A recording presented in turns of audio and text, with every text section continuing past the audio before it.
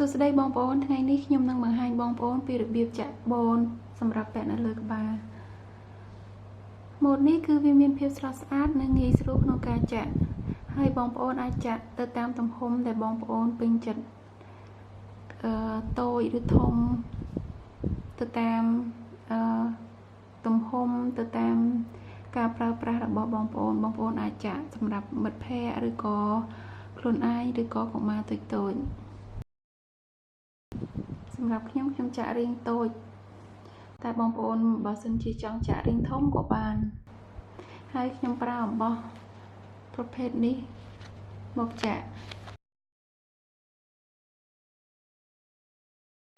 អំបោះប្រភេទនេះវាមានភាពយឺតអញ្ចឹងវាស័ក្តិសមក្នុងការយកមកចាក់បោហើយថ្ងៃនេះខ្ញុំប្រើអំបោះពណ៌ light green នេះពណ៌ទឹកសណ្តែកនេះមកចាក់ហើយសម្រាប់សម្ភារៈគឺមានម្ជុលទំពក់ 6.5 មីលីម៉ែត្រកន្ត្រៃហើយនឹងម្ជុល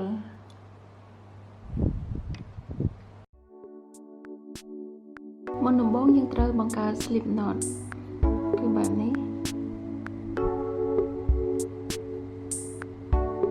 បន្ទាប់មកគឺយើងតាក់ចំនួន11 1 2 3 4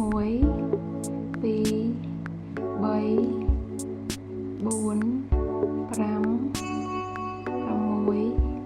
7 8 9 10 11 12 13 14 15 16 17 18 19 20 21 22 23 24 25 26 27 28 29 30 31 32 33 34 35 36 37 38 39 40 41 42 43 44 45 46 47 48 49 50 បន្ទាប់មកគឺយើងចាក់នៅប្លោះទី2នេះប្លោះទី1នេះប្លោះទី2គឺយើងតាក់បែបនេះ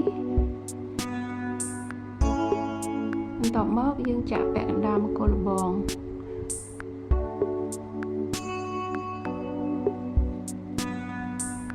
បន្ទាប់មក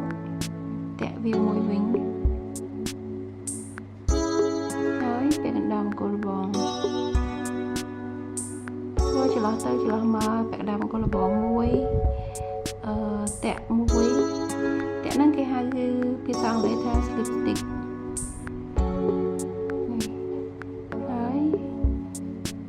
ដាប់គល់លបងគឺ half double crochet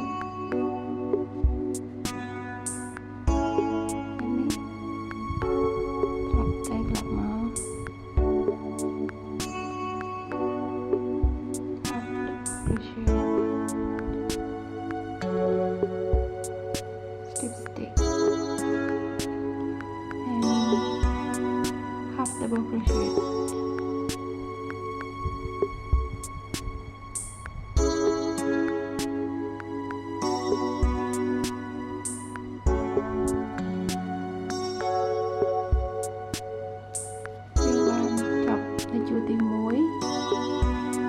ជួរទី2គឺយើងតាក់មួយហើយត្រឡប់វាមកក្រោយហើយចាក់ slip stitch មួយនៅបន្លោះដើមគេនេះណានេះយើងត្រូវចាក់តាមនេះ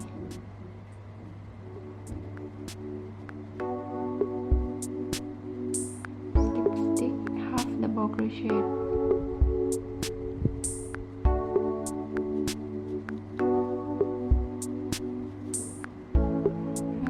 stick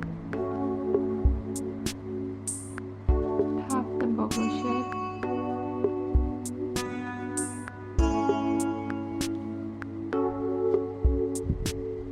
slip stitch half double crochet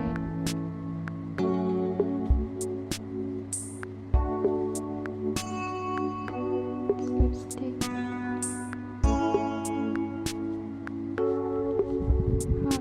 crochet slip stitch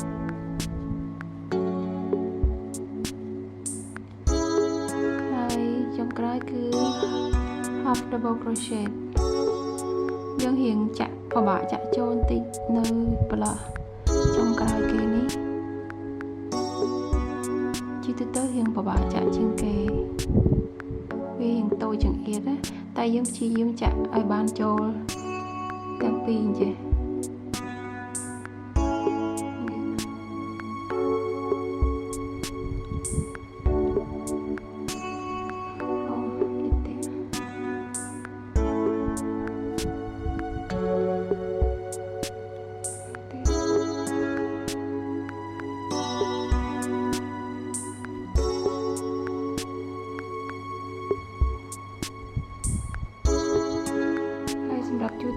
គឺយើង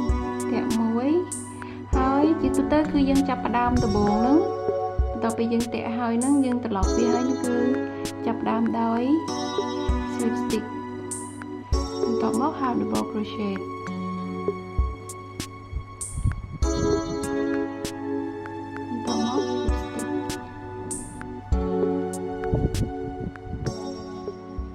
half double crochet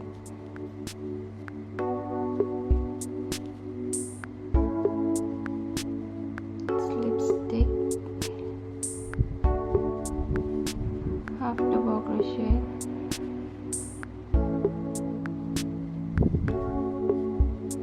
slip stitch half double crochet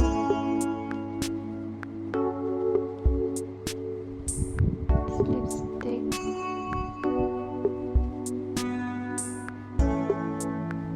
half double crochet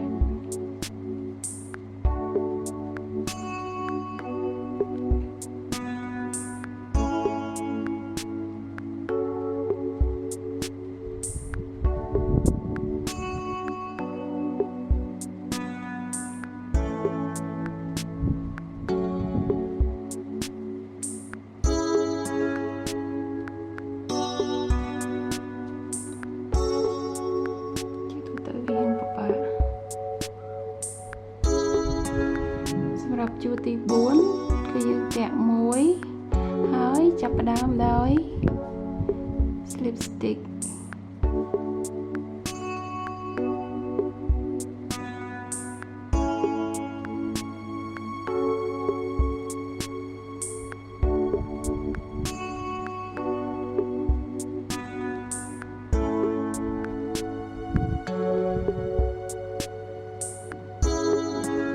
half double crochet យើងធ្វើដដែលដូចគ្នានេះចុះឡើងរហូតដល់យើងបានទំហំដែលយើងពេញចិត្តដែលសមល្មមនឹងទំហំក្បាលរបស់យើងពេលដែលខ្ញុំចាក់ដល់ទំហំដែលសមល្មមជាមួយនឹងប្រវែងដែលសមល្មមជាមួយនឹងទំហំក្បាលរបស់ខ្ញុំហើយខ្ញុំនឹងបង្ហាញបងប្អូនបន្តទៀតឥឡូវនេះខ្ញុំបានចាក់ប្រវែងសមល្មមនឹងទំហំក្បាលរបស់ខ្ញុំហើយគឺមានប្រវែង30ជួរនេះហើយឥឡូវនេះយើងត្រូវតាក់វាមួយហើយកាត់អំបោះយើងកាត់អំបោះទុកលាងវែងបន្តិចព្រោះយើងត្រូវដេរភ្ជាប់វា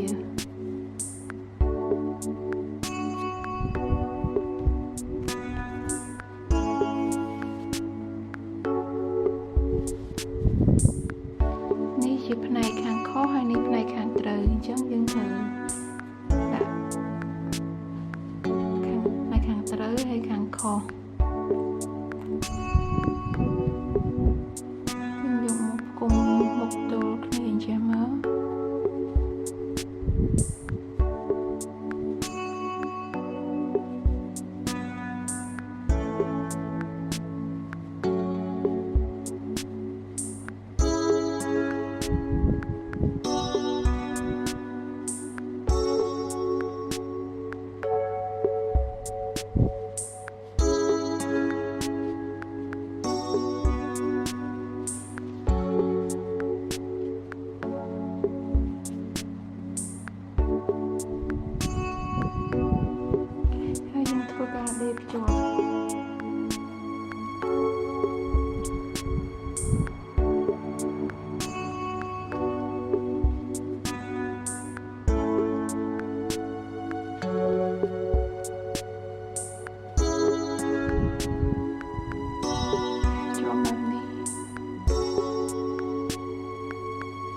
ជាប់ចូលនៅក្នុងប្លោះទាំង4តែម្ដង